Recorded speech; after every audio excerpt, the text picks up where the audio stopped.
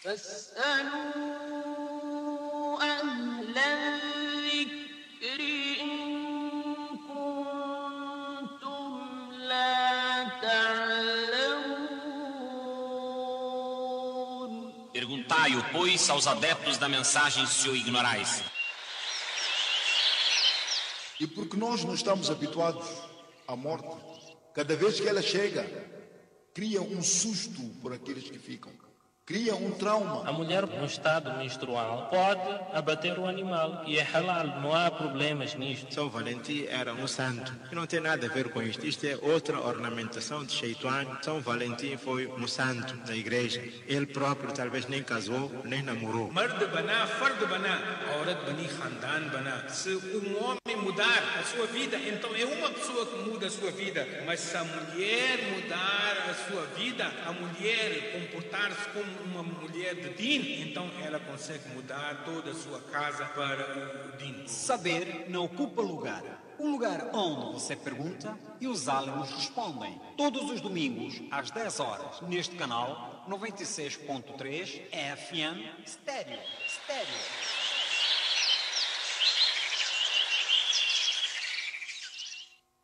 My Ummah.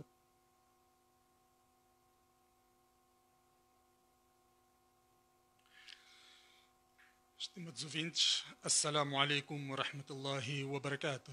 Sejam bem-vindos a mais uma edição de Saber Não Ocupa Lugar, programa este que vai ao ar todos os domingos a partir das 10 horas. E este programa tem como objetivo divulgar, expandir a essência do Islã. E hoje temos como convidado o nosso Sheikh Ahmad Hussein, ele que, portanto, antes de nós abrirmos as nossas linhas para que o ouvinte possa interagir diretamente com ele, vai-nos falar acerca da adoção de filhos à luz do Islã. Recordar que este programa vai ao ar todos os domingos a partir das 10 horas aqui neste canal 96.3 MHz FM e, portanto,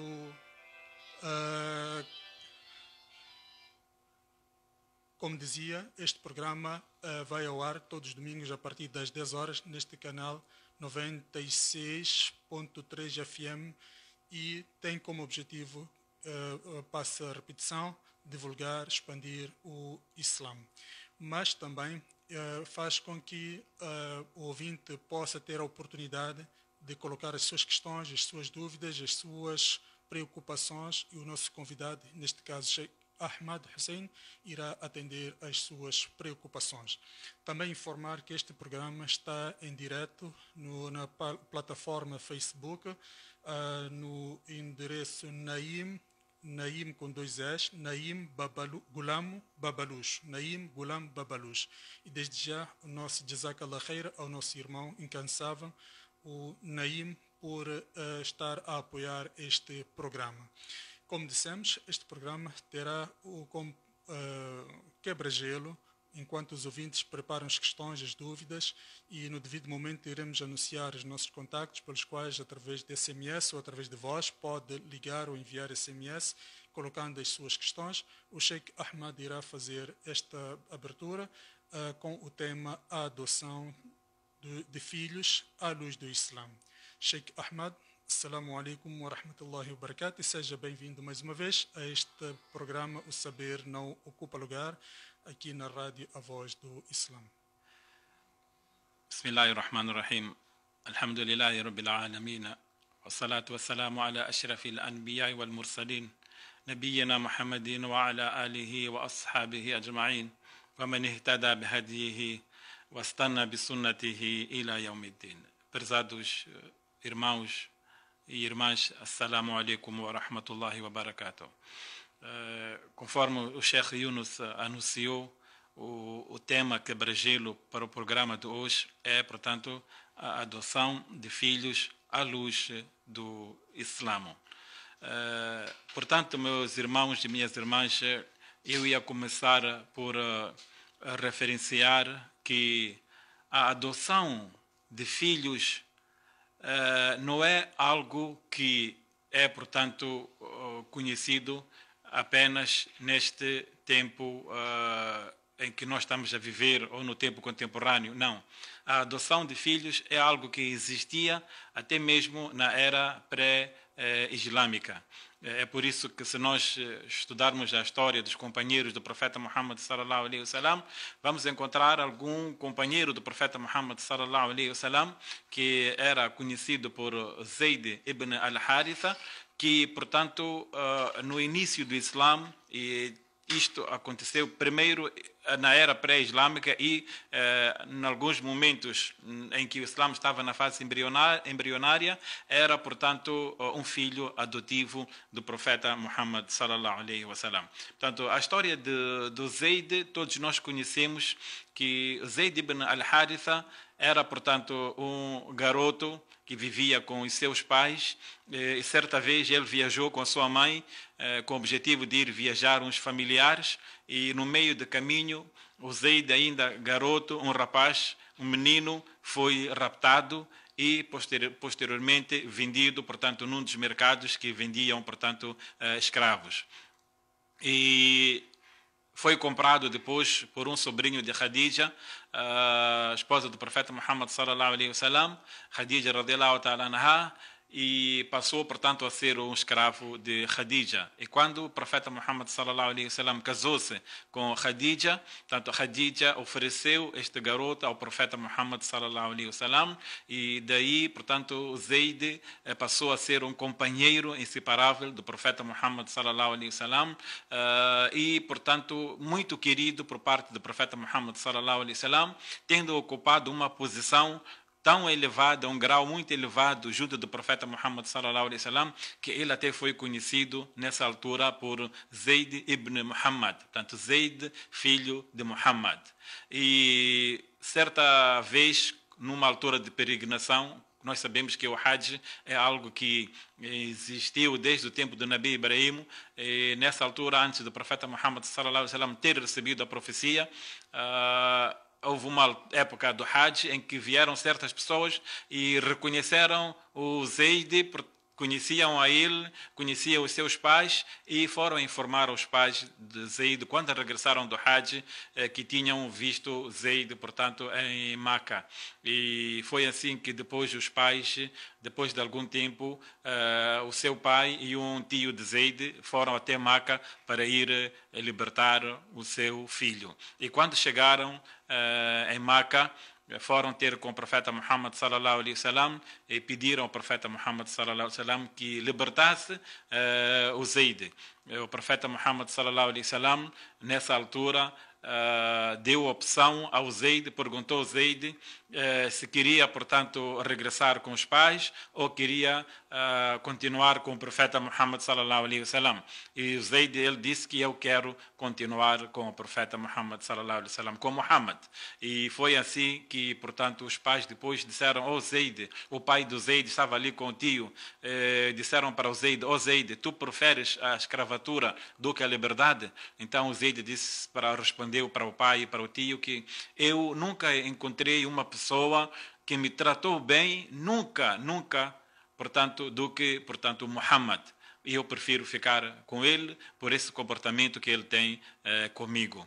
E nessa altura o profeta Muhammad sallallahu alaihi wasallam ficou muito satisfeito e foi para o Kaaba e foi anunciar, chamou o Quraysh, diz que: "Ó Quraysh, vocês testemunhem de que este meu filho passará a herdar de mim e eu vou herdar dele." Portanto, o profeta Muhammad sallallahu alaihi wasallam assumiu, portanto, oficialmente a adoção de Zayd, e ele já era conhecido por Zayd ibn Muhammad, portanto, Zayd, filho de Muhammad. Portanto, só para dizer aos irmãos que a adoção não é uma coisa nova, não é uma coisa dos tempos modernos, é uma coisa que existia mesmo na era pré-islâmica, e por isso que na história nós encontramos este trecho onde Zayd ibn Haritha, a dado momento, ele estava adotado pelo profeta Muhammad sallallahu alaihi wasallam. Mas isto foi andando até, portanto, a altura que depois o profeta Muhammad sallallahu alaihi wasallam recebeu a profecia e depois de algum tempo veio a ordem de Allah subhanahu wa ta'ala, onde Allah subhanahu wa ta'ala, portanto, diz: وَمَا جَعَلَ أَدْعِيَاءَكُمْ أَبْنَاءَكُمْ. Portanto, Allah subhanahu wa ta'ala depois esclarece que e não fez de vossos filhos adotivos vossos filhos biológicos. Portanto, aqui este versículo foi revelado exatamente para abolir, portanto, e esta lei da adoção que, portanto, tinha sido, portanto, posta em prática pelo profeta Muhammad sallallahu alaihi wasallam com Zayd. Portanto, Allah subhanahu wa ta'ala diz: وَمَا جَعَلَ أَدْعِيَاءَكُمْ أَبْنَاءَكُمْ. E mais à frente, Allah subhanahu wa ta'ala diz: udu'uhum li'abaihim huwa aqsatu inda Allah. Portanto, Allah subhanahu wa ta'ala diz para, portanto, o profeta Muhammad sallallahu alaihi wasallam e os crentes na generalidade, chamai-os pelos nomes de seus pais biológicos, porque isso é mais justo perante Allah subhanahu wa ta'ala. Portanto, meus irmãos, estes ayats vieram para abolir, portanto, a lei da adoção de filhos, e esta adoção de filhos, portanto, que nós conhecemos em termos jurídicos, onde um determinado indivíduo adota, portanto, a paternidade de uma criança, esta criança passa a receber o apelido, portanto, deste indivíduo, esta criança passa a herdar deste indivíduo e este indivíduo também passa a herdar desta criança. Portanto, nestes moldes em que nós conhecemos juridicamente, portanto, esta adoção não é permitida no Islã.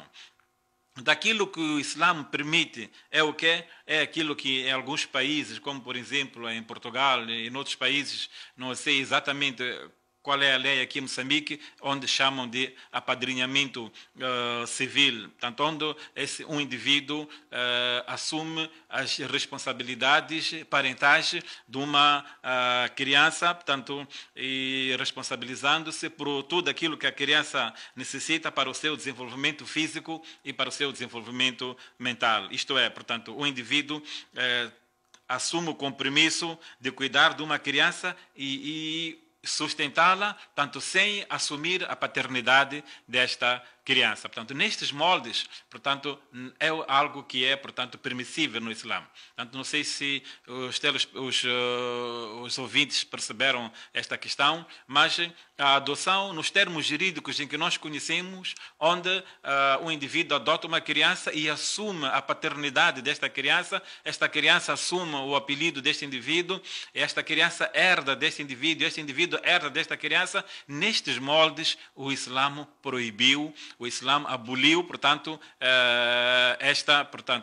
este tipo de adoção. O que o Islã permite é aquilo que é chamado de apadrinhamento civil, portanto, não se chama juridicamente de adoção de uma criança, mas chama-se de apadrinhamento civil, onde o indivíduo, portanto, assume todas as responsabilidades parentais necessárias para o desenvolvimento, portanto, físico e emocional da criança. Portanto, assume a responsabilidade de sustentar esta criança, de educar esta criança, sem, portanto, assumir a paternidade, sem a criança levar o seu apelido, sem ela herdar desta criança, nem esta criança, portanto, a herdar desta pessoa. E Allah subhanahu wa ta'ala, depois de ter abolido, portanto, esta lei da adoção, nestes termos em que nós explicamos, Allah subhanahu wa ta'ala deixou ainda muito mais claro, portanto, esta proibição, quando Allah subhanahu wa ta'ala revelou o seguinte ayat: فَلَمَّا قَضَى زَيْدٌ مِنْهَا وَطَرًا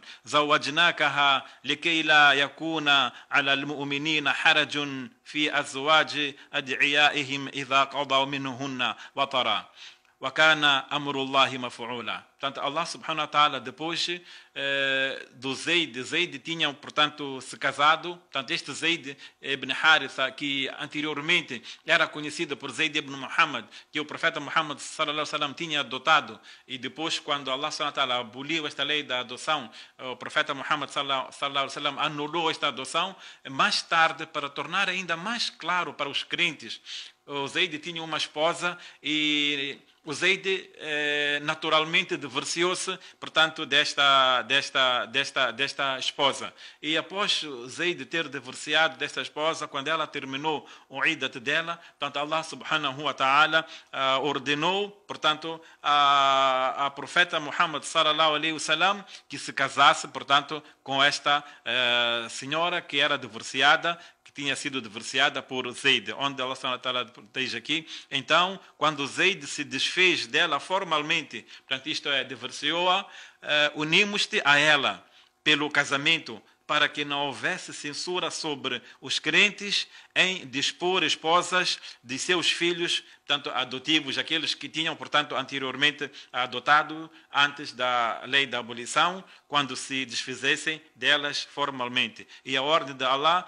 é sempre cumprida. Portanto, Allah subhanahu wa ta'ala ordenou, portanto, ao profeta Muhammad sallallahu alaihi wasallam que casasse com esta senhora, que era, portanto, esposa, que foi esposa de Zayd ibn al-Haritha. E o Zayd divorciou-se dela, portanto, um divórcio que ocorreu em condições normais, não foi motivado por esta situação de casamento do profeta Muhammad sallallahu alaihi wasallam. Portanto, foi um processo de divórcio normal, em circunstâncias normais, e depois de se consumar esse divórcio, ter terminado o período de iddat, Allah subhanahu wa ta'ala ordenou ao profeta Muhammad sallallahu alaihi wasallam que se casasse com esta senhora para não deixar dúvidas para os crentes em relação, portanto, à lei da adoção. Porque em condições normais, se a lei da adoção ainda existisse, não era permitido para o profeta Muhammad sallallahu alaihi wasallam casar com esta senhora depois de ter sido casada com um seu filho adotivo. Mas como a lei da adoção já tinha terminado,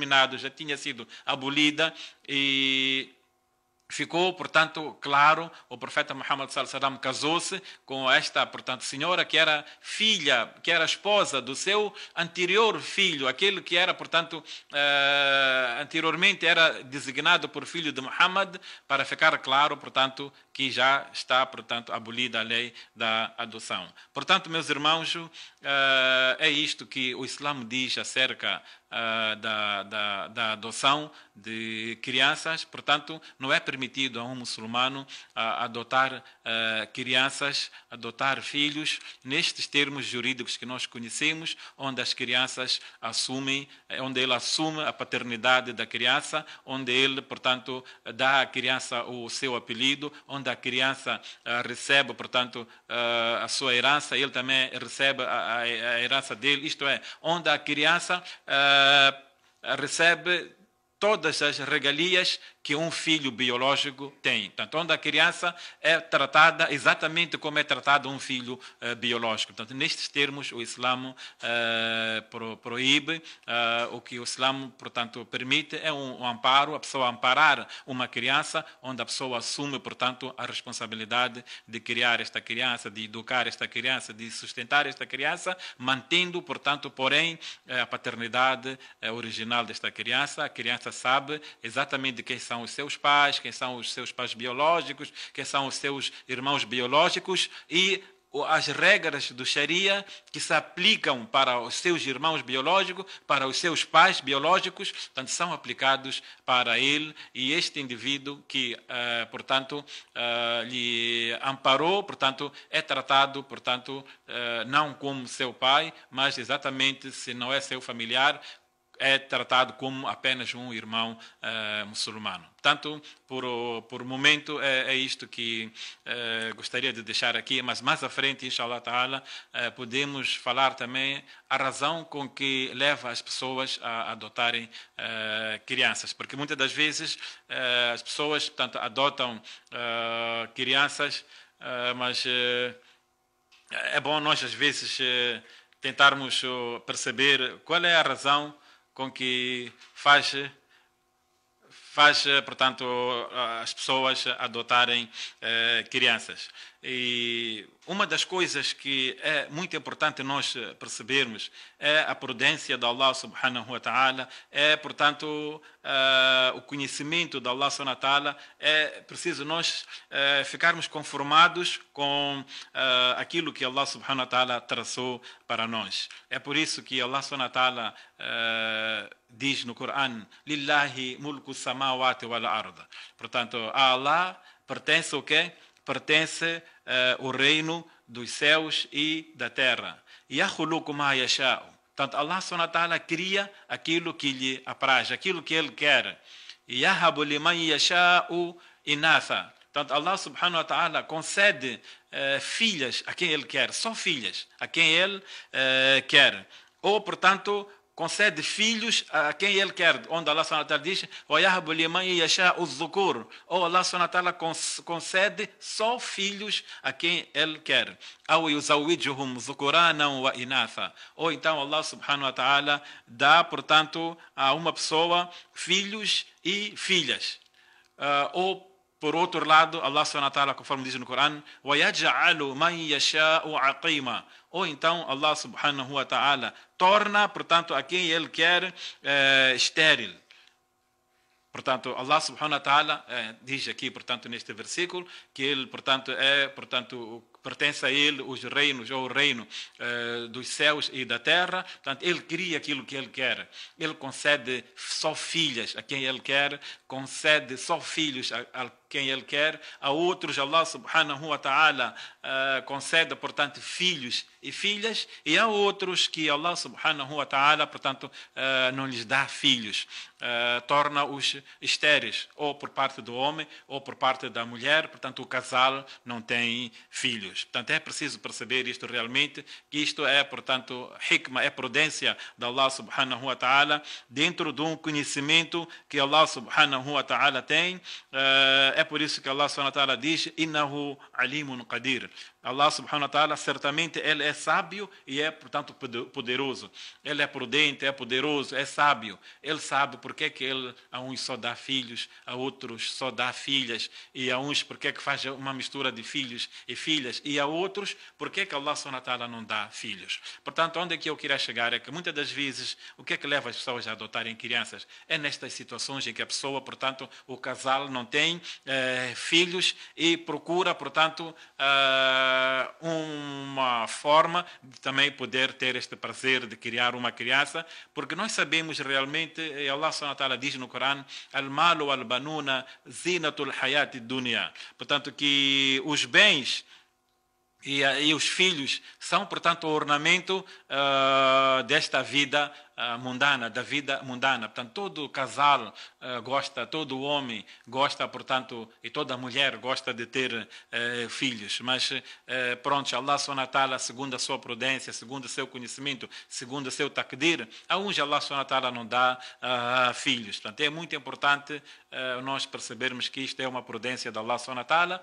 E o que é que a pessoa tem a fazer? Portanto, a pessoa não tem filhos, a pessoa ou só tem rapazes ou só tem meninas. Há quem, portanto, opta por outros caminhos. Só tem rapazes, quer uma menina, adota uma menina. Só tem meninas, quer um rapaz, adotam um rapaz. Não tem filhos, adotam um filho. Portanto, isto, portanto, é errado, é uma prática errada. Portanto, nós não podemos adotar filhos nos termos jurídicos que são conhecidos, portanto, na lei civil. Nós temos que a pessoa, quando não tem filhos, tem que ser paciente. Portanto, pedir a Allah subhanahu wa ta'ala, nunca desesperar. E nós temos exemplos de profetas também que passaram por estas situações. Por exemplo, o Nabi Ibrahim alayhi salatu wassalam, que era um profeta Khalilullah, muito próximo, amigo de Allah, ele também passou por esta situação, teve filhos só quando estava numa idade de velhice, onde ela diz no Corão, onde Allah subhanahu wa ta'ala diz no Corão que Ibrahim alayhi salatu wassalam, ele diz Alhamdulillahi alladhi wahaba li ala al-kibari Ismaila wa Ishaq.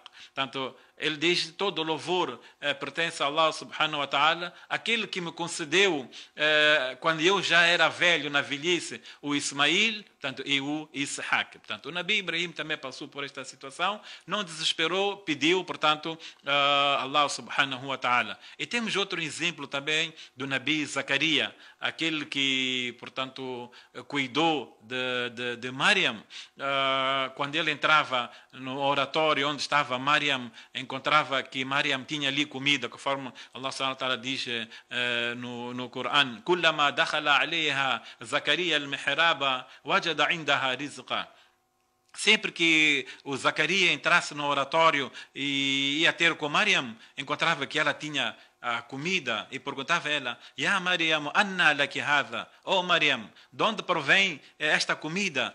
Que era constituída por até frutas que não eram dessa época. Então o que é que Maryam respondeu? Qalat huwa min indallah.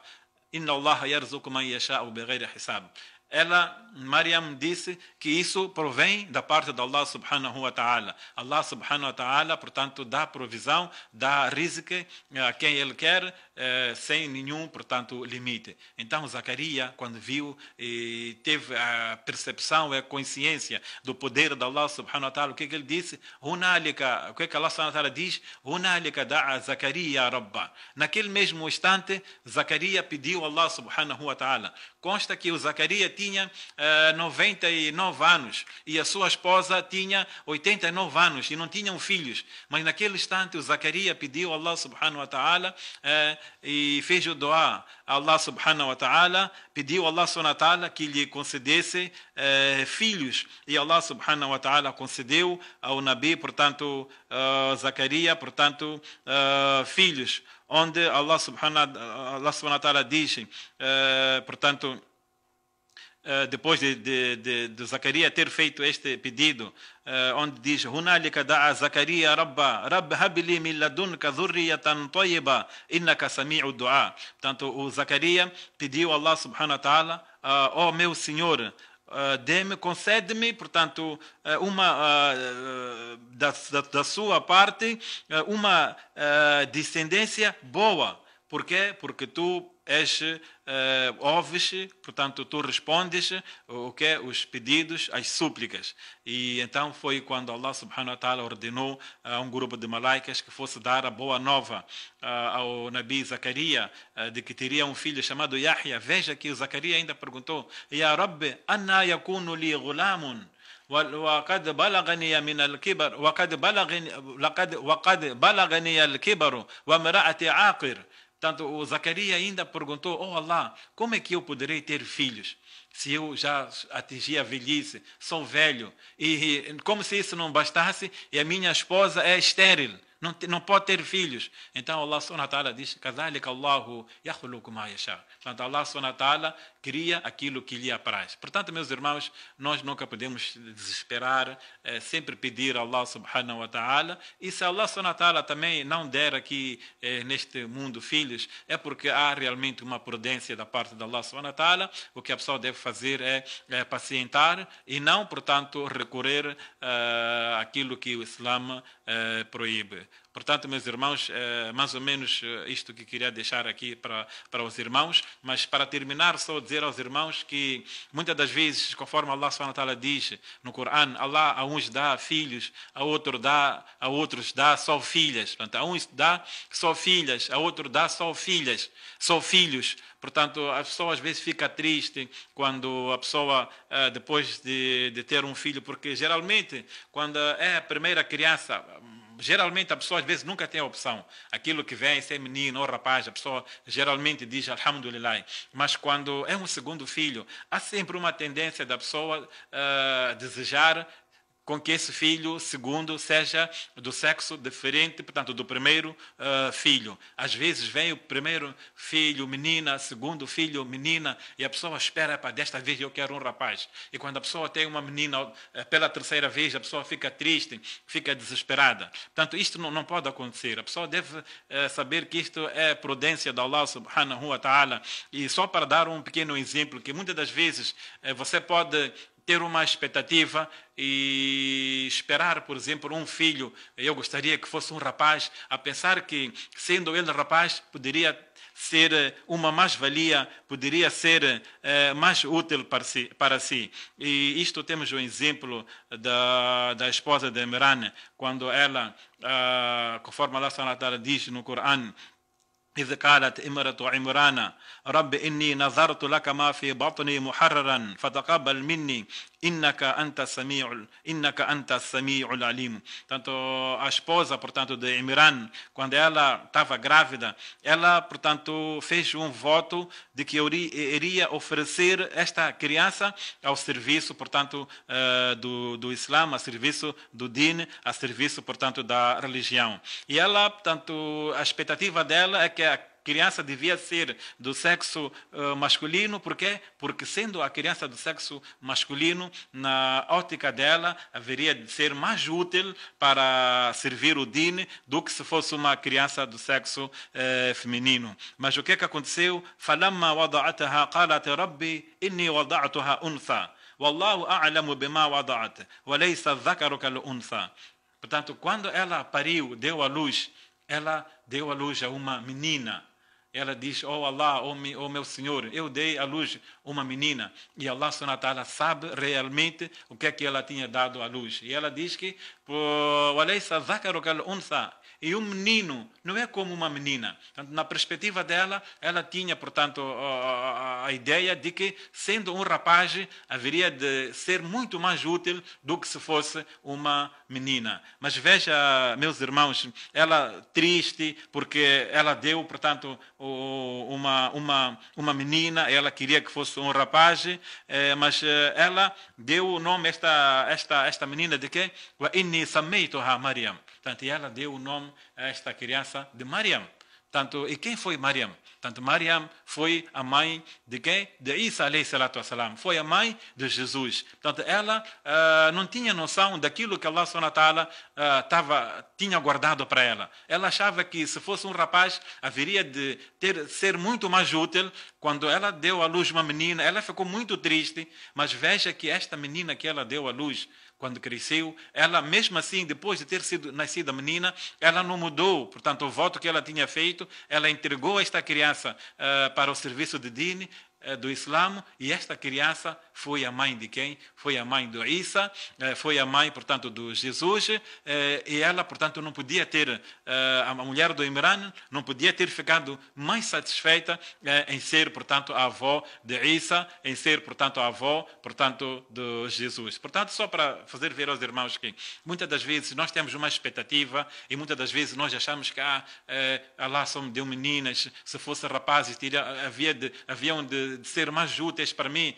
Isto é errado. Allah subhanahu wa ta'ala, aquilo que reservou para cada um de nós, Allah sabe melhor, e nunca sabemos quem será mais útil para nós, se é a menina ou será o rapaz. Isto só Allah subhanahu wa ta'ala é que sabe. Portanto, meus irmãos, só queria deixar aqui estes conselhos aos irmãos, esclarecendo quais são os motivos que muitas das vezes levam as pessoas a adotarem. Um dos motivos é este: quando não têm filhos, o que devem fazer é, portanto, ser pacientes e pedir, não desesperar, pedir a Allah subhanahu wa ta'ala, e Allah subhanahu wa ta'ala tem poder, mas se Allah subhanahu wa ta'ala não der, também a pessoa faz paciência. Portanto, era mais ou menos isto que queria deixar aqui, partilhar aqui com os irmãos, e espero ter, portanto, deixado claro esta questão da adoção. E ao longo do programa, se houver dúvidas dentro daquilo que for possível, vamos esclarecer. O akhir da'wana alhamdulillahi rabbil alamin.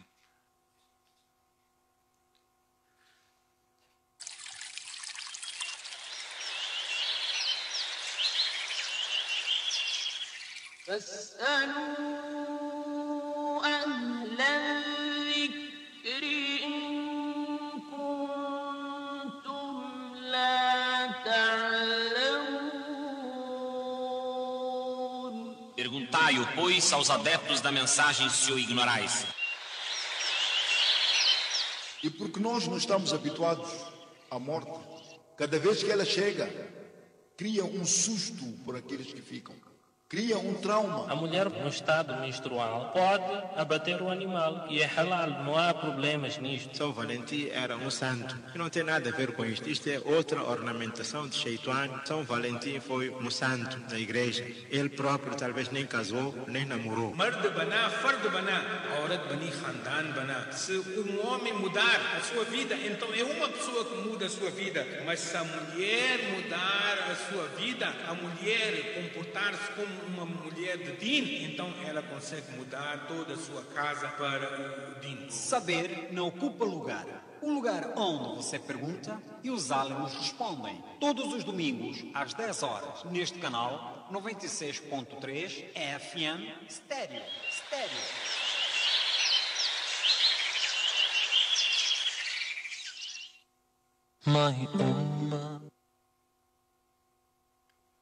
Estimados ouvintes, mais uma vez, assalamu alaikum wa rahmatullahi wa barakatuh. Este é o espaço Saber no Ocupa Lugar e, como puderam notar, tivemos aqui esta exortação do Sheikh Ahmed Hussein em torno da adoção de filhos à luz do Islã.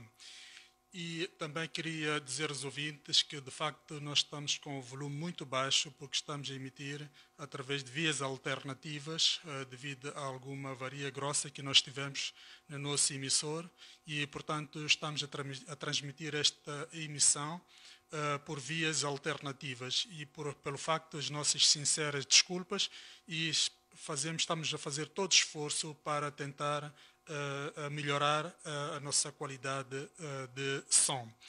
Para já, os ouvintes podem ligar ou enviar SMS para nós através do 82 62 73020. 82 62 73 020. Poderá enviar SMS ou fazer ligação de voz, colocando as suas questões, as suas dúvidas ou perguntas, e o Sheikh Ahmed Hussein irá aqui atender. E para quem também estiver-nos a seguir através da plataforma do Facebook, na página do Naim Ghulam Babalouche, Naim com 2 S, Naim Ghulam Babalouche, poderá também colocar as respectivas questões ou dúvidas e que o Sheikh deste lado irá, portanto, atender a essas questões. Sheikh, enquanto os ouvintes vão aqui enviando as suas mensagens, vão preparando as suas perguntas e dúvidas. Sim. A questão que eu gostaria de colocar ao Sheikh na questão da adoção, entre aspas, e aqui o Sheikh já disse, à luz do Islã, não é a adoção convencional que se pratica, mas sim é acarinhar, amparar, não é? A criança. E nesta situação de amparo e de carinho a esta criança, a este indivíduo, ela pode chamar as pessoas que estão lhe acarinhar de pai ou mãe e eles também chamarem a ele de filho? Chamar o pai ou mãe, portanto, não tem problema nenhum. Pode chamar de pai ou mãe, desde o momento que, portanto, a criança reconheça que estes não são os seus pais biológicos e conhecem quem são, portanto, os seus pais biológicos, os seus pais biológicos. E se for uma situação, às vezes, em que, pronto, a criança foi apanhada e nem conhecem quem são os seus pais biológicos, mesmo assim, esta criança deve saber que este casal que a amparou, que está, portanto, a acarinhar, não são os seus pais biológicos e devem ser tratados com todas as regras que, portanto, são inerentes a um indivíduo, portanto, que é estranho, neste caso, que não são, portanto, os seus pais. Portanto, chamar por pai ou por filho, portanto, não tem problema nenhum quanto a isso. Jazakallah khair. Tenho aqui já a indicação de um ouvinte, Zacarias. Ele pergunta ao Sheikh se é permitido na casa de um muçulmano criar ou ter um cão. Bem, nós sabemos o hadith onde o profeta Muhammad sallallahu alaihi wasallam ele diz que os malaicas não entram nas casas que têm, portanto, cães e têm, portanto, figuras, portanto, fotografias, mas o profeta usou a palavra sura, refere-se exatamente, portanto, a fotografias ou figuras, estátuas, etc. De uma forma geral, o profeta falou sobre este hadith que os malaicas não entram, portanto, nesta casa. Portanto, com exceção do anjo da morte, quando se refere a malaicas aqui, está-se a referir os malaicas de Rahma, aqueles malaicas que trazem, portanto, bênção. Agora, num outro hadith, o profeta Muhammad sallallahu alaihi wasallam autorizou, e nós temos no Corão também, onde Allah subhanahu wa ta'ala fala acerca da permissão de nós caçarmos, utilizarmos o cão para a caça.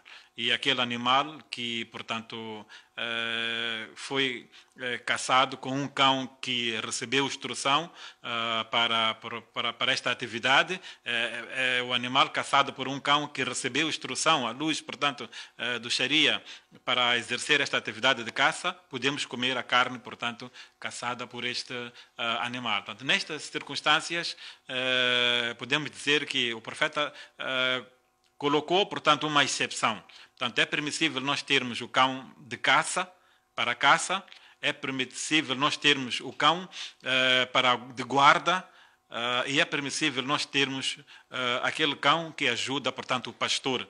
Que, portanto... Sheikh, vamos atender o primeiro ouvinte em voz, mas mantenha o seu raciocínio e vamos, portanto, ao encontro deste ouvinte. Assalamu alaikum, ouvinte em linha.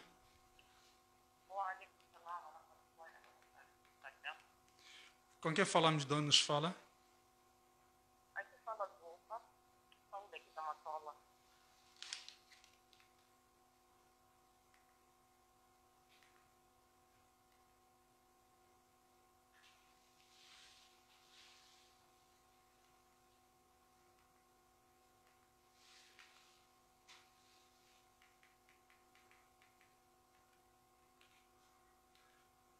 Achei que tivemos, portanto, dificuldades de poder ouvir este ouvinte e gostaria que o ouvinte pudesse ligar para nós e também fizesse esta tentativa. Aos ouvintes que também queiram participar, é muito simples, envie SMS ou ligue através do 8262732020. Tem aqui mais uma vez a indicação de ouvinte em linha. Vamos atender este ouvinte. Assalamu alaikum, ouvinte em linha.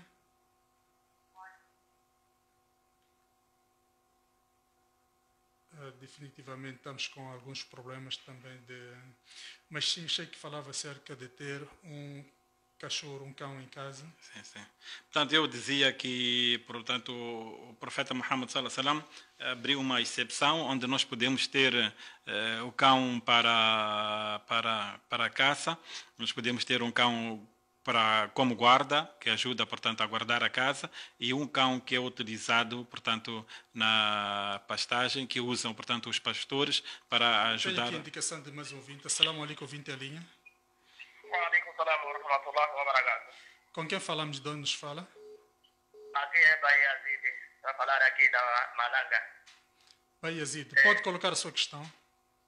A minha preocupação é única. Eu queria saber se o muçulmano pode vender água nas zonas assim onde há carência. Era isso. Jazakallah pela sua participação. Sim, Sheikh, pode continuar. Exatamente, excepto esta exceção que o profeta Muhammad sallallahu alaihi wasallam fez, onde o profeta diz num hadith que, portanto, quem tomar um cão na sua casa, todos os dias serão diminuído, portanto, da sua recompensa um quilat, portanto, um quilat de recompensas, excepto o cão, portanto, de caça ou o cão de guarda, e aquele cão, portanto, que os pastores usam para ajudar a controlar, portanto, o rebanho. Portanto, mas sabemos também, através do Corão, que o cão de caça também, portanto, entra na exceção. Portanto, o profeta Muhammad sallallahu alaihi wasallam diz também no outro hadith que se não fosse porque os cães também constituem uma nação, havia de ordenar que se matasse todos os cães, mas matem o cão, portanto, preto, porque ele é, portanto, Shaitan. Portanto, está muito claro aqui que não é permissível. O cão de estimação não é permissível. Exatamente, o cão de estimação não é permissível um muçulmano ter. Jazakallah. O mesmo ouvinte Zacarias coloca outra questão, o que é que um pai deve fazer quando exorta a sua família, principalmente a sua filha, à prática de salat e esta não cumpre? Bem, aí tem a receita do profeta Muhammad sallallahu alaihi wasallam, né? O profeta, ele diz no hadith: "Muru awladakum bis-salati li sab'in". Portanto, o profeta diz: ordenem, portanto, os vossos filhos, quer seja, portanto, de sexo masculino ou feminino, quer seja menino ou menino, a observarem o salat quando atingirem os 7 anos.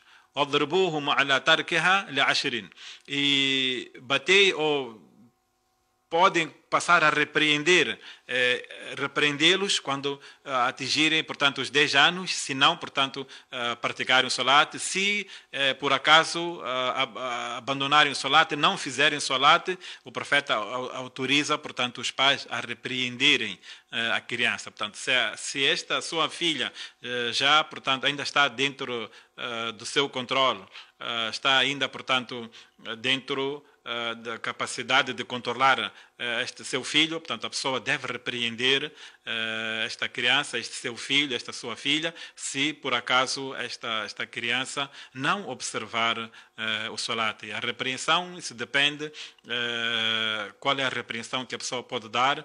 Isso, muitas das vezes, as pessoas repreendem os filhos cortando aquilo que eles mais gostam. Portanto, se seu filho já não faz solat e já tem 10 anos, pode começar a repreender este seu filho.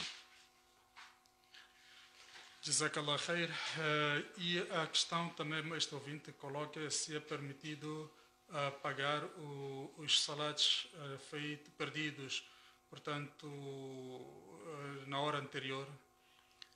Bem, é obrigatório, né? É obrigatório a pessoa pagar o salat, porque o profeta Muhammad sallallahu alaihi wasallam diz no hadith: "Man nama an salatin aw nasiyaha falyusalliha idha dhakaraha la kafarata laha illa hu." Portanto, o profeta Muhammad sallallahu alaihi wasallam diz que quem por acaso adormecer e perder um salat ou esquecer-se de fazer um salat, deverá, portanto, fazer esse salat assim que acordar ou assim que se recordar. E não há, portanto, outro meio da pessoa a pagar, senão exatamente efetuando este salat que a pessoa perdeu. Então, a pessoa deve pagar, não é uma questão de opção, é uma questão de dever. A pessoa deve pagar o salat ou os salates que a pessoa não fez porque estava ocupada, porque estava a dormir, porque estava a fazer outras tarefas. A pessoa deve obrigatoriamente pagar estes salates.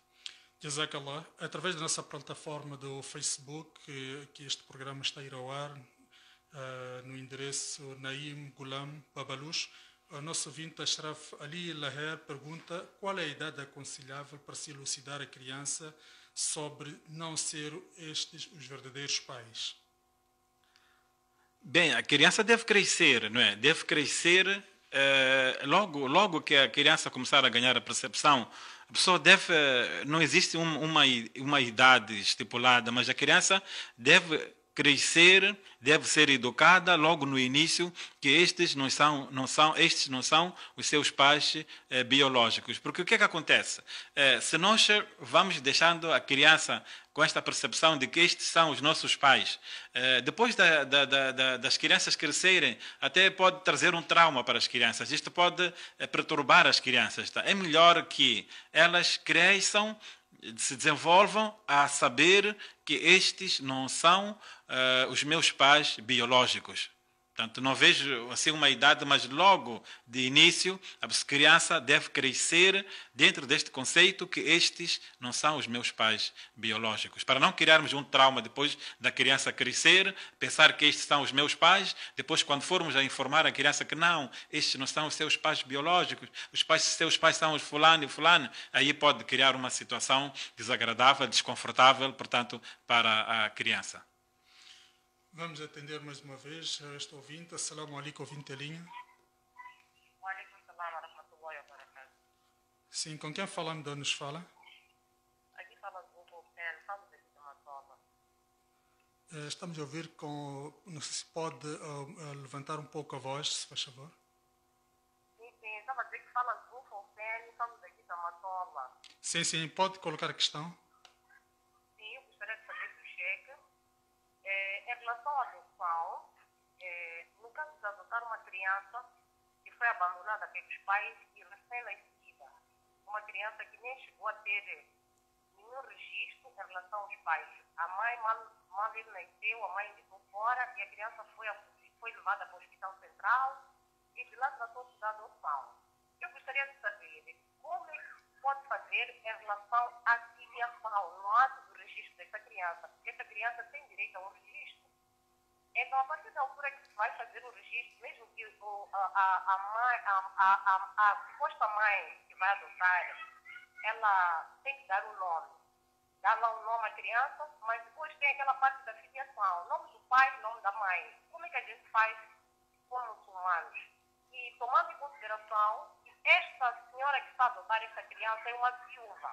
Ela já perdeu o marido, ela não tem marido. E como é que ela vai fazer em relação à filiação desta criança? Gostaria de Maulana explicar. É tudo? Jazakallah pela sua participação. Achei que já que a questão anterior está interligada com esta, vamos, portanto, responder diretamente a esta questão. A nossa ouvinte diz que, de uma forma muito resumida, a respeito daquela criança que foi abandonada pelos pais depois do parto, a mãe, portanto, deitou fora, entre aspas, ou pôs a criança, portanto, na rua, e outras pessoas já encontraram a criança e levaram para o hospital, e lá precisa ser registrada a criança. Não se conhecem os pais desta criança. Precisa ser registrada, precisa ser dado o nome e também a filiação desta criança. Qual é a saída para esta situação? Bem, esta situação é aquilo que Allah SWT depois diz neste versículo onde nós falamos da abolição da lei da adoção. فَإِنْ لَمْ تَعْلَمُوا أَبَاءُهُمْ فَإِخْوَانُكُمْ فِي الدِّينِ وَمَوَالِيكُمْ. Portanto, se não, portanto, conhecermos a paternidade, portanto, desta criança, o que é que essas crianças são, portanto, Allah SWT, o profeta Allah SWT diz aqui, são vossos irmãos de fé e vossos aliados protegidos. São vossos irmãos de fé e vossos aliados protegidos. Mas em nenhum momento esta criança deve, portanto, receber a filiação desta senhora que lhe, portanto, amparou e criou. Portanto, eu não sei o que a lei civil diz, mas eu já ouvi assim falar de filhos de pais incógnitas. Eu não sei em que relação tem, mas já ouvi isso aí. Parece que registra-se desta maneira filhos de pais incógnitas. Pelo Sharia, não pode receber o nome desta senhora, nem o apelido, na afiliação destas pessoas que estão a amparar. Jazakallah khair. Uma ouvinte diz que está confusa qual a diferença entre portanto, a adoção e aquilo que a terminologia que o Sheikh usou de amparar. Qual a diferença entre uma coisa com outra? Bem, a adoção, nos termos jurídicos que nós conhecemos, conforme falamos aqui inicialmente, a adoção de uma criança refere-se quando a pessoa adota uma criança, a pessoa assume a responsabilidade de criar uma criança, de sustentar esta criança, e assume, portanto, todas as responsabilidades parentais, aquelas responsabilidades de um pai e de uma mãe. Este casal assume isto e esta criança automaticamente recebe o apelido desta família. Esta criança passa a herdar desta família, esta família também passa a herdar desta criança. Portanto, tem todos os direitos e deveres que um filho biológico tem. Portanto, nestas circunstâncias, estamos a falar da adoção. A adoção de uma criança. Agora, quando se fala de amparar ou apadrinhamento civil, a pessoa assume a responsabilidade de criar esta criança, assume todas as responsabilidades parentais, mas não assume, esta criança não leva filiação, não assume, portanto, a paternidade desta criança. Assume as responsabilidades parentais, a responsabilidade que um pai tem para com a criança, mas não assume o apelido, não assume o nome deste casal, não herda deste casal, este casal também não herda, portanto, desta criança, e esta criança também deve ter o cuidado em termos de mahram, saber que depois dela crescer, se for uma criança do sexo, portanto, feminino, deve saber que este senhor não é o seu mahram, se não tem, portanto, nenhum laço de parentesco, e se não, portanto, quando criança, quando bebê, não amamentou, portanto, desta senhora, portanto, que lhe amparou, portanto, deve saber que este casal, para esta criança, não é mahram. E se este casal aqui tem outros filhos, deve saber que os outros filhos, para esta criança também, não são mahram. Portanto, podem casar, se não amamentaram, portanto, desta senhora, os outros filhos podem casar com esta criança.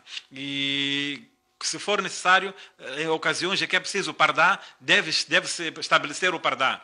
Portanto, a diferença é esta. Não sei se está a perceber, nosso ouvinte. Portanto, quando falamos da adoção, esta criança assume-se como filho biológico deste casal.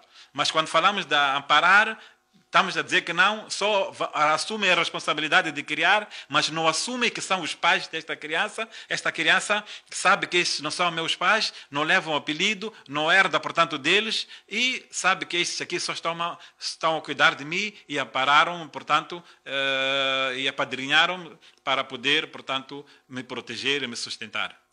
Sheikh, talvez eu possa resumir naquilo que foi a minha percepção, a diferença entre os dois termos, não é? Praticamente não há diferença nenhuma, a diferença existe. Pode ser que os termos na língua portuguesa seja tudo igual, mas em termos de Sharia significa uma coisa, é que a criança não deve ter o nome dessas pessoas que acolheram a ele como seus pais biológicos, como é natural.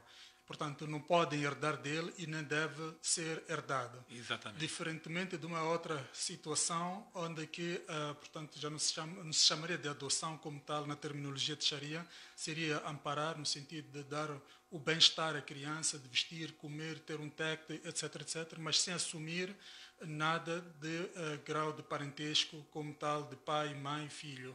E também não herda e não é herdado. São essas duas diferenças. Exatamente. Ok, Sheikh, vamos saltar uma outra questão de um ouvinte que diz que comprou um livro com o título Histórias Selecionadas do Alcorão, do Sheikh Aminuddin, e diz que no fim do livro tem uma imagem de Faraó. Será que pode tirar a imagem para que eu tenho aqui ao meu lado este livro, Histórias Selecionadas do Alcorão, da autoria do Sheikh Aminuddin, portanto, volume 2. De facto, este livro, no final, traz uma imagem do faraó, onde que está conservado no Museu do Egito. Mas para baixo, o Sheikh pôs uma legenda, não bem legenda, diz assim: Deus no Alcorão diz: hoje vamos preservar o teu corpo para que sirvas de lição para a geração vindoura. Portanto, o ouvinte quer saber se pode remover esta imagem de faraó, por ser imagem de faraó, nesta página do livro.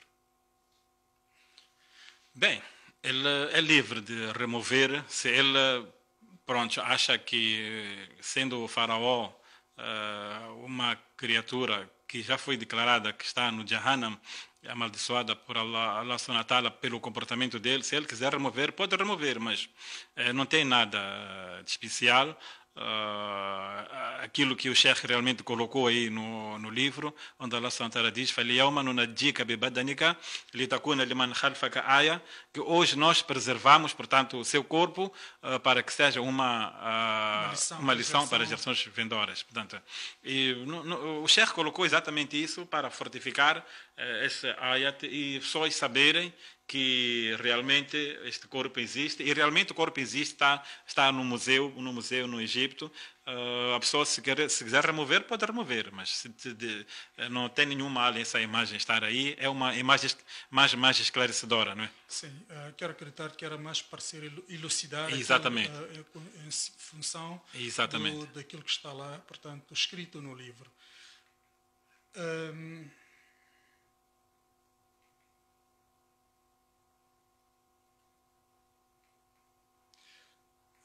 Portanto, tenho aqui mais outras questões dos nossos ouvintes.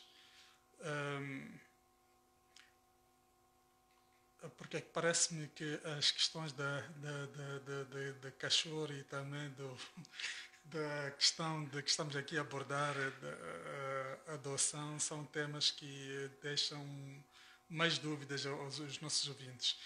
Mas tem aqui ouvinte que diz que a resposta ainda não lhe satisfaz. Se deve ou não viver com o cão de caça ou de guarda. Portanto, o ouvinte Zacarias volta à insistência se pode, viver, se pode ou não viver com o animal, portanto, que é o cão de caça ou de guarda na sua casa. Sim, pode viver com o animal, com este cão de caça. É por isso que nós mencionamos aquele hadith onde o profeta disse que todos os dias Allah subhanahu wa ta'ala diminui um quirat de recompensas aquela pessoa que tiver, portanto, um cão em sua casa, com a exceção do cão de guarda e o cão, portanto, que utiliza para a pastagem de animais. Portanto, sim senhor, ele pode ter o cão de guarda em sua casa, sabendo, portanto, quais são as regras que ele deve ter cuidado. Sabemos que o cão, portanto, a sua saliva é najis. O fato de ser cão de guarda não vai tornar tudo aquilo que já se tinha declarado que é najis em relação ao cão, não vai tornar puro. Deve saber que, portanto, a sua saliva é najis, é algo impuro, portanto, deve colocar o cão, portanto, fora de casa, não dentro de casa, portanto, num canil próprio. Eu penso que é exatamente isso que o ouvinte, portanto, deve estar a fazer. Portanto, não há nenhum problema em ter este cão, porque este cão é exatamente para guardar, portanto, a sua casa. E, portanto, o cão que a pessoa utiliza também para caça ou utiliza, portanto, para pastar, portanto, os animais. Portanto, pode ter em sua casa, tendo cuidado das regras que recaem, portanto, aos cuidados que nós devemos ter com as impurezas que os cães, portanto, representam. Jazakallah khair. Sheikh, o nosso ouvinte Yazid que nos ligou, portanto, da Malanga, que ele quer saber se é permitido a um muçulmano vender água em zonas onde há carência de água. Bem, vender água onde há carências de água, é preciso saber como é que ele, portanto, está a adquirir esta água, né? Se tem custos para ele obter esta água, claro que ele vai querer, portanto, reaver, portanto, aquilo que ele gastou. Portanto, desde o momento que ele seja justo, não há nenhum problema em ele vender, se, portanto, se isto requer custos da parte dele. Portanto, não há nenhum problema. Desde o momento que ele não faça especulação, não se aproveita desta situação de carência para poder, portanto, explorar, portanto, as pessoas. Mas não há problema em vender, desde o momento que seja justo, portanto, não prejudica, portanto, essas pessoas que carecem da água. Jazakallah khair. Outro ouvinte quer saber do Sheikh se o termo amarrar a barriga durante a gravidez, o que isso significa e se é permitido no Sharia. Bem, eu não sei o que significa amarrar a barriga durante a gravidez. Talvez qualquer ouvinte que estiveram já a ouvir, deve ser um termo, se calhar, que as mulheres usam.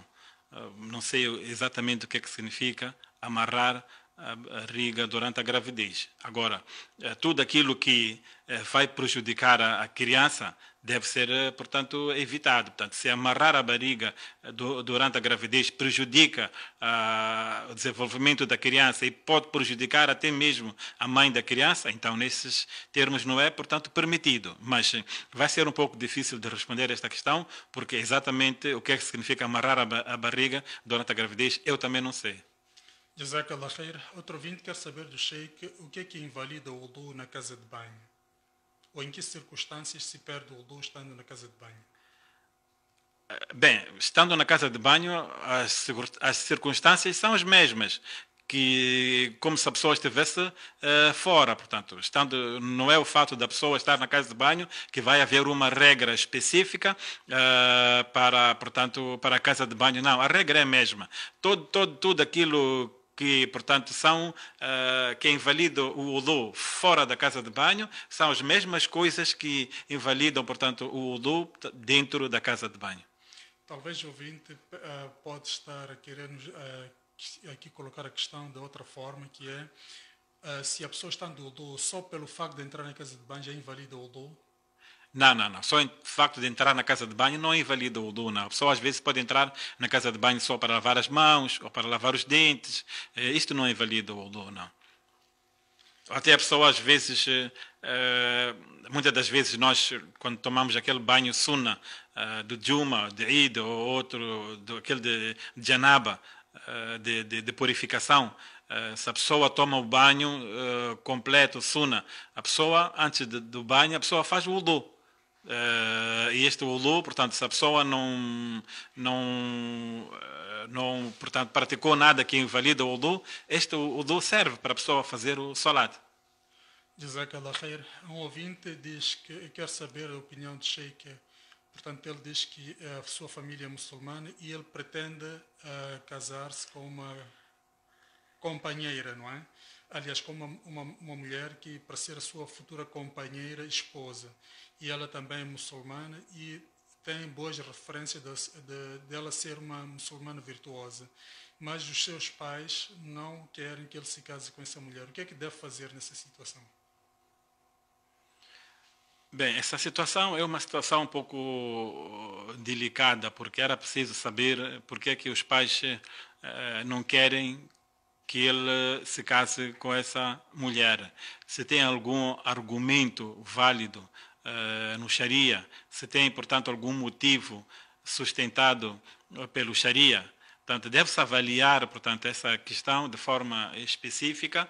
O que eu aconselho ao nosso irmão é, portanto, recorrer, portanto, a uma autoridade, a um álimo, esclarecer essa questão. Ele vai avaliar e vai lhe dar uma resposta mais precisa. Se for preciso, vai conversar com os pais dela e, se não existir nenhum argumento válido na Sharia para impedir a celebração deste casamento, existem, portanto, meios para solucionar este problema. Mas aconselho o irmão a recorrer a uma autoridade, a um álimo, uma autoridade religiosa, a um álimo, que vai lhe encaminhar melhor. Jazakallah. E através da plataforma do Facebook, no endereço Naim Gulam Babalush, recebemos aqui uma questão do ouvinte Imtiaz Daoud, onde diz que muita gente diz que a casa que tem um cão, os anjos não se aproximam dessa casa. Sim, isso não é muita gente. Isso é o profeta, Muhammad sallallahu alaihi wasallam, que disse isso, né? Que os malaicas não entram nas casas que têm cães e que têm, portanto, figuras. E nós esclarecemos que o profeta Muhammad sallallahu alaihi wasallam, ele abriu uma exceção para os cães, portanto, de guarda, os cães de caça e esses cães que os pastores usam para pastar os seus animais. Fora disso, aqueles cães de estimação, estes, portanto, não é permissível a pessoa ter dentro da sua casa. E os anjos que não entram são os anjos que trazem rahma, bênção, porque o anjo da morte entra, aqueles anjos malaicas, kiraman katibina, que estão, portanto, no nosso ombro, que escrevem as boas e as más ações, esses também entram. E outros malaicas também entram. Mas os malaicas de rahma, aqueles que trazem bênção, misericórdia, estes é que não entram. Jazakallah khair. Outro ouvinte na plataforma, através da plataforma Facebook, o Samir Aziz, diz: Assalamu alaikum wa rahmatullahi wa barakatuh. Sheikh, não será um acto de egoísmo em adotar ou amparar uma criança enquanto a pessoa não pode ter filhos? Não seria só para o agrado ou interesse próprio? Porque para adotar ou amparar não é necessário ser a pessoa que não tem filhos. Qualquer um pode amparar ou adotar. Bem, quando o irmão está a dizer aí na parte final, qualquer um pode amparar ou adotar. Sim, não é um acto exclusivo para quem tem filhos. Sim. Ou quem não tem filhos. Exatamente, não é um ato exclusivo. Foi por isso que eu disse que muitas das vezes, o que é que leva muitas das vezes as pessoas a amparar? Quis aqui arrolar alguns motivos que levam, portanto, as pessoas a amparar. aliás, a adotar as crianças. Muitas das vezes a pessoa, quando adota uma criança, é porque é uma pessoa que não tem filhos, ou a pessoa, quando adota uma criança, é uma pessoa que tem rapazes e não tem meninas, quer ter uma menina. Isso, portanto, acontece mais no meio não muçulmano. Isso é muito comum e frequente nos não muçulmanos. Mas, islamicamente, para a pessoa amparar uma criança, não é necessário que seja uma pessoa que não tenha filhos. Não. Portanto, qualquer pessoa pode amparar uma criança, qualquer pessoa pode prestar, portanto, amparo a uma criança, independentemente dele ter filhos ou não ter filhos. Jazakallah khair. Estimados ouvintes, vamos a um curtinho intervalo de 2 minutos apenas. Regressaremos daqui a instantes e esperamos manter ainda a sua companhia desse lado. Até já.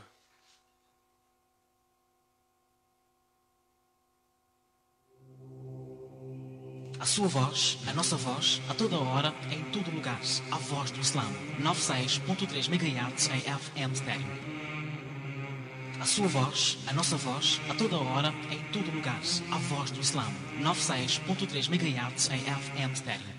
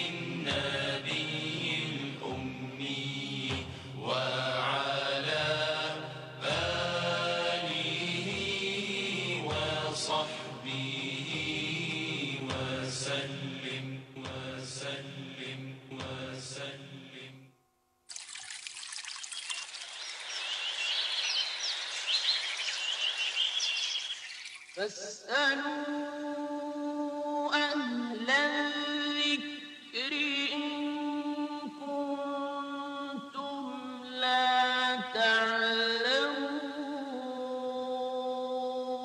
Perguntai-o, pois, aos adeptos da mensagem, se o ignorais. E porque nós não estamos habituados à morte, cada vez que ela chega, cria um susto por aqueles que ficam. Cria um trauma. A mulher no estado menstrual pode abater o animal e é halal, não há problemas nisto. São Valentim era um santo e não tem nada a ver com isto. Isto é outra ornamentação de Shaitan. São Valentim foi um santo da igreja. Ele próprio talvez nem casou, nem namorou. Mard bana, fard bana, aurat bani, khandan bana. Se homem mudar a sua vida, então é uma pessoa que muda a sua vida. Mas se a mulher mudar a sua vida, a mulher comportar-se como uma mulher de din, então ela consegue mudar toda a sua casa para o din. Saber não ocupa lugar. Um lugar onde você pergunta e os aliens respondem. Todos os domingos, às 10 horas, neste canal 96.3 FM Estéreo.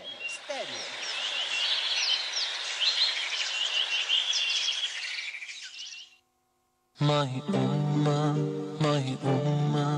he will say. 96.3, a voz do Islã, a voz da comunidade muçulmana, a voz do povo moçambicano. Brothers, my sisters in Islam.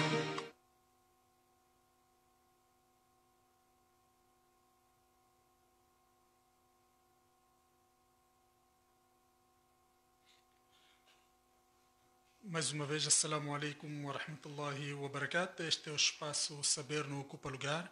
O ouvinte pode, portanto, enviar ou ligar para nós através de 82 62 73020, 82 62 73 020 e também na plataforma do Facebook, na página Naim Ghulam Babalouche, Naim com 2 S, Naim Ghulam Babalouche, poderá colocar as suas questões, as suas dúvidas, e o nosso convidado deste lado, Sheikh Ahmad Hussein, irá atender a essa questão. Portanto, este intervalozito deu-nos também uma margem para podermos aqui clarificar algumas questões pertinentes que os nossos ouvintes talvez não tenham estado bem esclarecidos, acerca, por exemplo, da adoção ou do amparo dessas duas terminologias e como é que se deve fazer o registro da criança, portanto, que não se desconhecem os seus pais biológicos. Sheikh, talvez de uma forma muito sucinta possa mais uma vez esclarecer esta questão. Sim, sim. Portanto, só para clarificar e tentar esclarecer melhor a nossa irmã que perguntou acerca daquela criança que não conhece quem são os seus pais, perguntava como é que devia proceder o registro desta criança. Portanto, nós aqui, portanto, estávamos a analisar e ver que já tínhamos realmente respondido em que esta criança vai ser, portanto, registrada como filha ou filho de pais incógnitas. O que ela deve fazer é, depois desse registro, deve, portanto, recorrer ao Tribunal dos Menores, onde vai requerer lá o documento em que vai lhe conferir o título de tutor, portanto, desta criança. A partir deste documento, que ela passa oficialmente a ser o tutor da criança, ela pode, portanto, proceder com tudo aquilo que necessita para gerir, portanto, a vida, portanto, desta criança. Jazakallah khair. Nosso ouvinte Imtiaz Daoud quer saber se a pessoa que faz ghusl depois tem de fazer o wudu ou é suficiente o ghusl sem ser necessariamente fazer o wudu posteriormente. Portanto, se a pessoa já fez o ghusl, portanto, porque nós sabemos que o sunnat é a pessoa, quando está a fazer o ghusl, é primeiro, portanto, depois de lavar os órgãos genitais, a pessoa faz o wudu, depois, portanto, molha, portanto, todo o corpo com água. Portanto, se a pessoa já procedeu desta maneira, não é, portanto, obrigatório a pessoa repetir o wudu. Se a pessoa, portanto, não praticou qualquer coisa que quebra o wudu, que invalidou o wudu. Se o seu wudu ainda está correto, está perfeito, a pessoa pode manter o wudu, não é obrigatório a pessoa voltar a repetir o wudu. E outro ouvinte, o ouvinte Munir Osman Ibrahim, quer saber do Sheikh se uma mulher que já sofreu abortos espontâneos, quando na outra gravidez, poderá usar medicamentos tradicionais como uma forma, talvez, de amarrar a barriga. Agora já estou a perceber. A senhora, quando dizia amarrar a barriga durante a gravidez, estava a referir-se a, portanto, talvez a segurar a criança, a proteger a criança durante o aborto, exatamente. Agora, esses medicamentos tradicionais, é preciso saber qual é a proveniência dos medicamentos. Se for raízes que foi, portanto, dado por alguém que não é curandeiro, que conhece raízes portanto, não tem problema nenhum. Mas se foram... Desculpa, Sheikh, talvez esclarecer bem os ouvintes. Curandeiro é uma coisa, feiticeiro é outra, não é? Exatamente. Um curandeiro que trata com raízes, com plantas normais. Exatamente. Portanto, isso chama-se curandeiro. Se for alguém que trata com raízes e não usa espíritos, não usa feitiçaria, não usa shirk, então não tem problema nenhum, a pessoa pode usar essas raízes. Mas se for alguém que trabalha com espíritos, trabalha com feitiçaria e trabalha com shirk, então nessa situação não é permissível nós usarmos as raízes, porque nós não sabemos como é que ela preparou essas raízes, em nome de quem ela está a querer ir buscar, portanto, a cura. Portanto, nós sabemos que a cura provém de Allah subhanahu wa ta'ala. A pessoa deve ter convicção de que Allah subhanahu wa ta'ala é que protege, Allah subhanahu wa ta'ala é que cura, Allah subhanahu wa ta'ala é que, portanto, dá vida, dá morte. Esta deve ser a primeira convicção. A pessoa deve fazer duas, mas não há nenhum problema se a pessoa também procurar medicamentos, desde que sejam de proveniência lícita. Jazakumullah khair.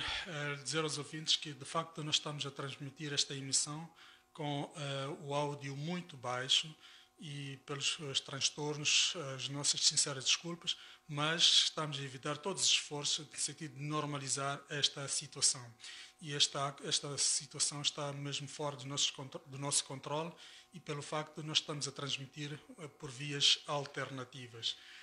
Sheikh, eu tenho aqui uma mensagem de um ouvinte que diz que pergunta se um muçulmano pode casar com uma católica na igreja e continuar a ir à mesquita e a sua esposa a ir à igreja. Esta união é lícita à luz do Islã? Não, ele não pode casar com uma católica na igreja. Não, ele quer casa com ela, portanto, embora nós sabemos que a divergência que existe entre os álamos, se Ahl al-Kitab que existe hoje são aqueles que Allah subhanahu wa ta'ala está a referir no Corão, porque nós sabemos que é permissível a um muçulmano, a um homem, casar com uma mulher de Ahl al-Kitab, portanto, que são aqueles que receberam as escrituras sagradas, que são os judeus e os cristãos, portanto, pode casar dentro, portanto, desta diferença de álamos. Se os de hoje, portanto, também aplica-se para eles esta lei. Mas afastando-se dessa divergência, portanto, ele não pode ir à igreja casar-se com ela. Se quiser casar com ela, casa com ela, portanto, no masjid, ou chama alguém para fazer o nikah, portanto, em sua casa. Jazakumullah khair. Os ouvintes ainda podem enviar questões ou dúvidas através do 82 62 73020. 82 62 73020. Portanto, este contacto pelo qual o ouvinte pode enviar a sua questão através de SMS ou mesmo através de ligação de voz. Ao ouvinte anterior, Sheikh, que perguntava se era casamento na igreja e também na mesquita. Ao fazer isto, será que anula esta ação, anula ser muçulmano pelo facto de ter casado na igreja depois de casar na mesquita? Bem, anula ser muçulmano, não anula, mas terá cometido, portanto, não sei, porque muitas das vezes quando se faz aquelas rezas na igreja católica, eles dizem, usam a trindade, né, que é em nome do Pai, do Filho, do Espírito Santo, portanto, e o casamento é feito na base, portanto, dessas rezas que eles fazem. Portanto, terá cometido um pecado que terá que pedir tauba, perdão, portanto, a Allah subhanahu wa ta'ala, mas não vai deixar de ser muçulmano se ele manter a fé, os dois testemunhos, portanto, do Islã, que são os Shahadatain, que não existe nenhuma divindade digna de ser adorada senão Allah, e que Muhammad é o mensageiro de Allah. Enquanto ele mantiver isto, ele, portanto, continua muçulmano. Sheikh, talvez porque a nossa emissão está a ser transmitida por vias alternativas, com algumas dificuldades também no nosso áudio, e por isso que nós estamos a ter aqui a aderência através de SMS e também de voz, como tem sido hábito, e sendo assim este programa inteiramente dedicado aos nossos ouvintes. Como não há esta participação, talvez o Sheikh possa tecer alguns comentários em forma portanto, de fecho deste programa, que seriam as últimas considerações. Exatamente. Portanto, só para tentar aproveitar também o tempo em torno também deste nosso tema, estamos a falar, portanto, de adoção de crianças, não é? E lembramos aquele versículo onde Allah subhanahu wa ta'ala diz: Lillahi mulku samawati wal arda yakhluqu ma yasha. Portanto, e a Allah pertence o reino, portanto, dos céus e da terra, cria aquilo que lhe apraz, concede filhas a quem ele quer, concede filhos a quem ele quer, a outros Allah subhanahu wa ta'ala, portanto, dá uma mistura de filhos e filhas, e outros Allah subhanahu wa ta'ala torna eles, portanto, estéril. Portanto, lembrar aos irmãos que realmente os filhos são uma dádiva de Allah subhanahu wa ta'ala. É por isso que o profeta Muhammad sallallahu alaihi wasallam, ele diz no hadith que inna awladakum hibatullahi lakum, que na verdade os vossos filhos são uma dádiva de Allah subhanahu wa ta'ala para vós. Yahabu liman yasha'u inatha, concede filhas a quem ele quer, wa yahabu liman yasha'u az-zukur, e concede, portanto, filhos a quem ele quer. Fahum wa amwaluhum lakum idha ihtajtum ilayha.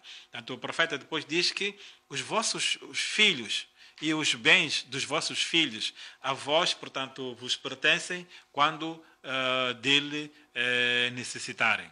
Tanto o profeta Muhammad sallallahu alaihi wasallam, realmente ele diz aqui que os nossos filhos são uma dádiva. Allah subhanahu wa ta'ala concede esta dádiva e devemos agradecer a Allah subhanahu wa ta'ala por esta dádiva que Allah subhanahu wa ta'ala deu, portanto, a essas pessoas que têm filhos. Mas que para que isto realmente seja uma dádiva, se possa manifestar exatamente como uma dádiva, é preciso que esta criança, logo que ela nasça, ela recebe uma educação islâmica. É preciso os pais encaminharem esta criança, porque o profeta Muhammad sallallahu alaihi wasallam diz que todas as crianças, elas nascem com uma natureza nata de aceitar, portanto, o Islã. Mas os pais é que tornam esta criança, portanto, da religião judaica, os pais é que tornam esta criança da religião cristã, ou os pais é que tornam esta criança do grupo de adoradores do fogo. Portanto, a criança, ela nasce nata para, portanto, aceitar o Islã. Os pais é que devem orientar esta criança. Se os pais não souberem orientar esta criança vai desviar-se e vai deixar de ser uma dádiva. É por isso que Allah subhanahu wa ta'ala diz no Coran, quando fala acerca daqueles dos incrédulos, Allah subhanahu wa ta'ala diz no Coran: "Fala tu'jibuka amwaluhum wala auladuhum, innama yuridu Allahu liyu'adhibahum biha fil hayati dunya." Tanto Allah subhanahu wa ta'ala dá aqui um exemplo daqueles incrédulos não muçulmanos que realmente têm muitos bens e têm muitos filhos, mas realmente estes bens e estes filhos são um motivo de receberem um castigo aqui neste mundo. É por isso que nós temos que encaminhar os nossos filhos, para que realmente estas crianças, quando crescerem, sejam realmente uma dádiva para nós e não sejam realmente um motivo de desgraça e de tristeza para nós.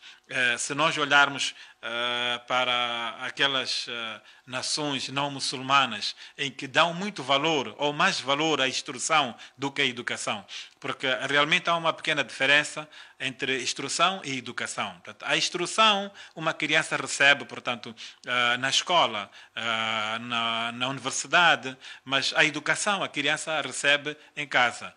Quando nós prestamos mais atenção à instrução e não prestamos muita atenção à educação, o que é que acontece? Estas crianças depois deixam de ser uma dádiva e passam a ser um motivo de tristeza para nós. É por isso que nós conforme eu estava a dizer anteriormente, nas nações não muçulmanas, nós encontramos que os pais educam os seus filhos, os pais preocupam-se mais em procurar a melhor instrução para os filhos, mas o que é que acontece quando estes filhos crescem e quando os pais envelhecem? Nas nações não muçulmanas, o que é que os filhos fazem? Levam os pais para o lar de idosos. Enquanto que o Islã é nesta altura que exorta os filhos, quando os pais principalmente estão na situação de debilidade, na velhice. É nesta altura que nós devemos prestar mais apoio aos nossos pais.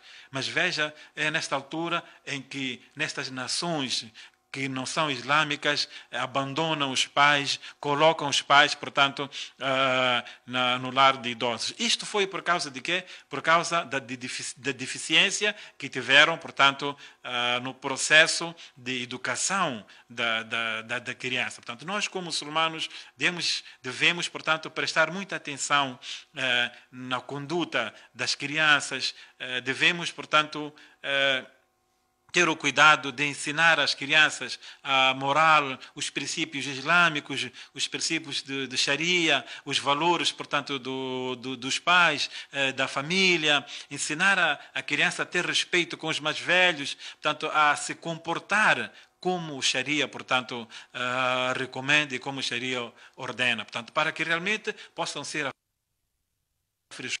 olhar para seu filho e dizer: sim, senhora, o meu filho é motivo da alegria, é motivo de felicidade para mim. E a pessoa não olhar para o seu filho e deitar lágrimas e dizer que não, este meu filho é motivo de tristeza para mim, é um desgosto para mim. Portanto, isto tudo vai depender daquilo, portanto, que nós formos a semear, aquilo que nós formos a cultivar. Portanto, se nós realmente prestarmos muita atenção na educação dos nossos filhos, então aí iremos colher bons frutos. Era isto realmente, Sheikh, que eu gostaria de deixar aqui como, portanto, uma das recomendações finais aos nossos ouvintes, lembrar a eles realmente que é muito importante a educação, portanto, dos nossos filhos, termos muito cuidado e, principalmente, a nossa conduta. Isso tem um reflexo no comportamento dos nossos filhos,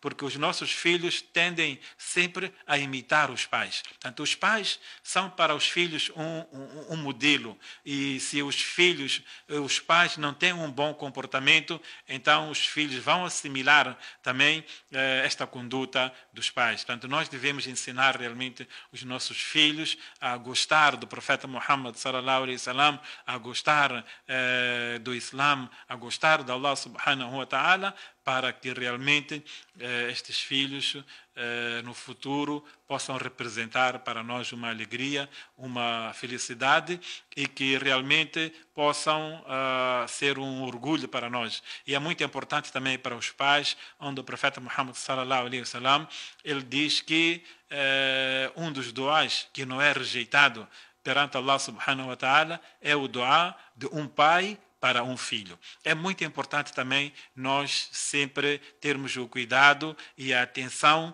de fazer duá para os nossos filhos, pedir a Allah subhanahu wa ta'ala proteção, proteger os nossos filhos, pedir a Allah subhanahu wa ta'ala para afastar os nossos filhos dos maus vícios, da má conduta, pedir a Allah subhanahu wa ta'ala para que os nossos filhos observem, portanto, o salat, observem, portanto, as recomendações do Sharia, e ter muito cuidado com aquilo que, portanto, são as companhias dos nossos filhos, com quem é que o nosso filho anda, com quem é que o nosso filho sai, com quem é que ele brinca, termos sempre esta atenção, este cuidado. É verdade que todo cuidado é pouco, e mesmo às vezes, depois da pessoa ter todo este cuidado, às vezes há coisas que ultrapassam, portanto, a nossa, portanto, aquilo que é a nossa capacidade. Mas realmente o hidayat está nas mãos de Allah subhanahu wa ta'ala.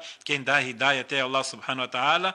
Realmente o que nós devemos fazer é orientar os nossos filhos, e o hidayat pedir a Allah subhanahu wa ta'ala que lhes dê hidayat. Portanto, devemos orientá-los e pedir a Allah subhanahu wa ta'ala que realmente dê hidayat a eles. Sheikh, jazakumullah khair por estas considerações e dizer aos nossos ouvintes que, portanto, este programa termina por aqui, esperançados que tenha chegado até vós, apesar nestas dificuldades, tenha chegado até vós em ótimas condições e que o essencial deste programa tenha sido proveitoso para vós e também dizer que este programa continua na próxima semana, inshallah, isto é, todos os domingos, a partir das 10 horas. Foi um prazer enorme trabalhar para vocês. Este programa teve a produção e a apresentação de Yunus Zacarias e também com a participação aqui do nosso convidado, Sheikh Ahmed Hussein, e com a colaboração do nosso irmão Naim Ghulam Babalush. A todos vós, jazakumullah khair, e fica a promessa, mais uma vez, voltarmos a nos cruzar aqui em 96.3 FM, portanto, a rádio A Voz do Islã. E até lá, assalamu alaikum wa rahmatullahi wa barakatuh.